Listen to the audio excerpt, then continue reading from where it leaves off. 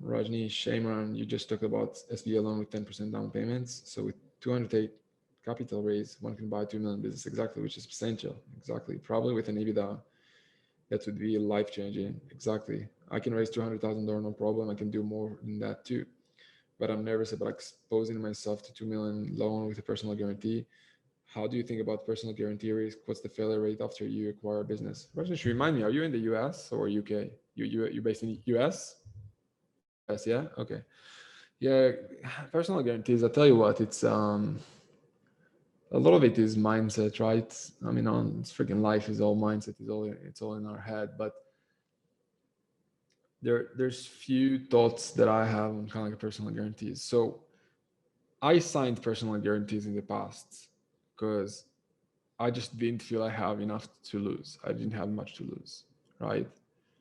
Right now, I personally probably won't sign unless for me, I don't know, I'll have like a hundreds of millions potential upside that I think will be worth the risk. But I'll personally won't sign because I have something to lose right now. So that's first of all. So the question is, and I'm not talking to you directly, I'm talking to all of you guys, right? When you're about or thinking about signing personal guarantees, like think about like literally think about worst case scenarios, right? I don't know if like some of you guys following like the kind of like Seneca and all that. The uh, damn, I forgot everything today. But yeah, kind of like it's sometimes just good to imagine worst case scenario and to almost imagine like the worst case scenario and see if you can handle that. And the worst case scenario is that the business is literally going to collapse, like go down, like no more clients, no more sales, no more revenues, no more cash flow, right? Like everything is down. Pretty much like another coronavirus should happen for that, right? Unless you're doing something real stupid, I don't know, burning the half, burning everyone in the office or something.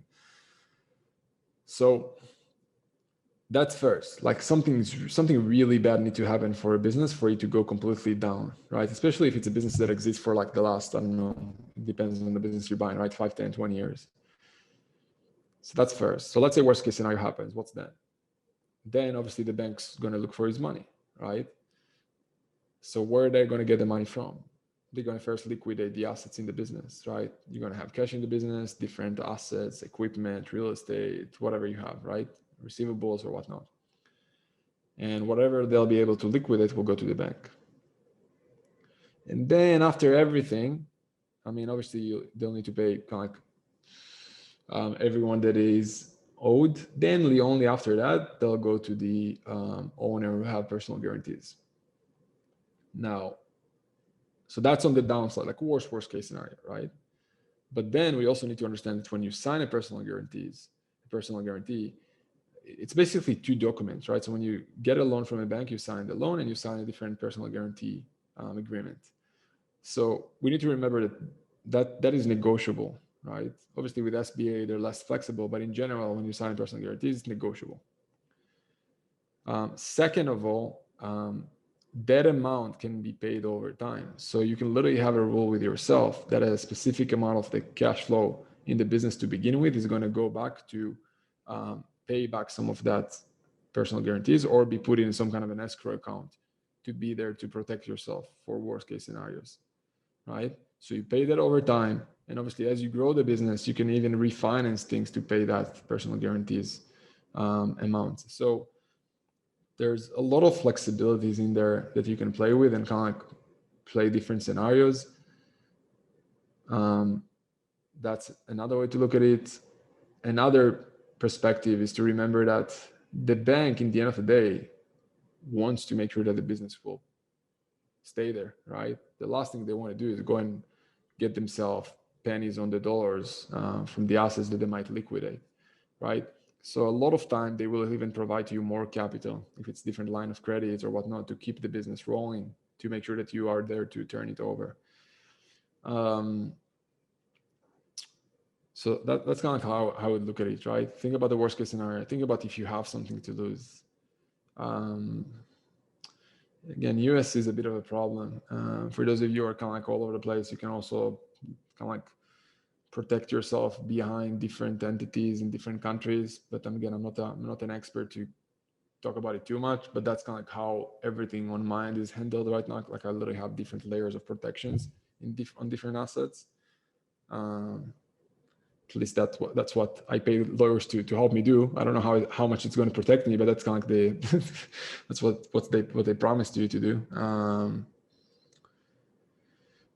So yeah, that's how I would look at it. And then I would also add on top of that, that the richest people in the world that we all kind of like look at it, admire, the Jeff Bezos of the world, the Elon Musk of the world, they all used OPM to grow and become who they are right now. So they all took a lot of risks to become who they are right now.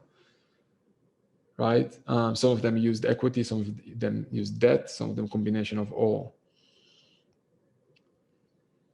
I'm sure there's a lot of people who tried to become Elon Musk and failed, and we never heard about them, right?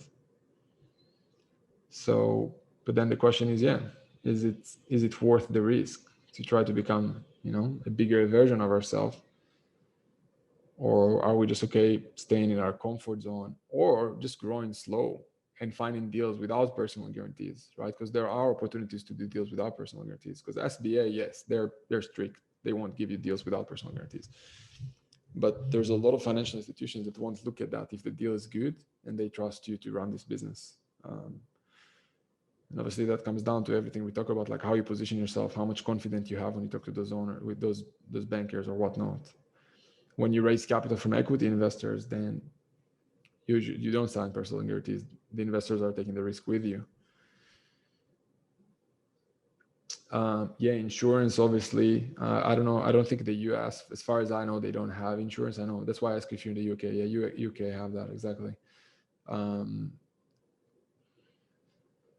So with everything I said, I can't make the decision for you, but I think those would give you different perspectives on kind of like how to look at it, and to kind of like remember, okay, what do you want? I can tell you, even for me right now, like with what we're trying to build with acquisitions.com, I have a lot of other big thoughts, big plans that might require for me to go out there and work with like a financial institution and bring in capital, right? Obviously, and you kind of like start to see, guys, where that goes. But I know that if I'll make it a focus, I could probably go out there and raise a lot of capital, because I know that space. Like, I know a lot of VC partners kind of like in Israel that connect me with the biggest VCs in the US or whatnot. But on mine, it's a big decision, because when you have a VC partner, it's pretty much like having a boss, right? It's having a boss. It's their own terms. It's you need to be very accountable. You need to grow very fast, or you're pretty much getting fired. Like, to that extent, level of accountability, like super intense. And I know that that's a question that I'm asking myself every day, right? Right now, I'm trying to grow here something super substantial and meaningful, but I didn't make a decision yet if I want to go kind of like all in startup mode and raise capital and bringing people to work 24/7 every day, all day, for the sake of building a $1 billion company or going down. That's literally your only two options when you raise capital from venture capital firms. You don't have it in between.